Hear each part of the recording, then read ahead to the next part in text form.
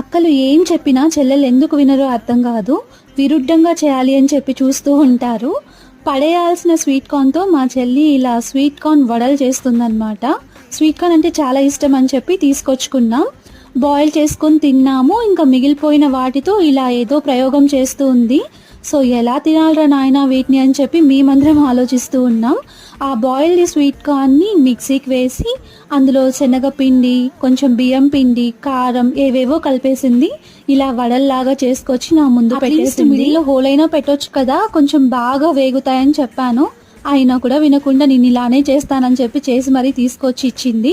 పర్లేదు, టేస్ట్ అయితే బాగానే ఉన్నాయి. ఆ సాస్ ఉంది కాబట్టి ఎలాగోలాగా తినేయగలిగాను. అవి తిన్న తర్వాత మా తమ్ముడు ఎప్పుడెప్పుడు వస్తాడా, వాటితో ఎప్పుడెప్పుడు టేస్ట్ చేయిద్దామా అని చెప్పి వెయిట్ చేస్తున్నాను నేను. అని వేస్ట్ అయిపోయే దాంతో ఇలా క్రియేటివ్గా థింక్ చేసి వండడం నాకు బాగా నచ్చింది.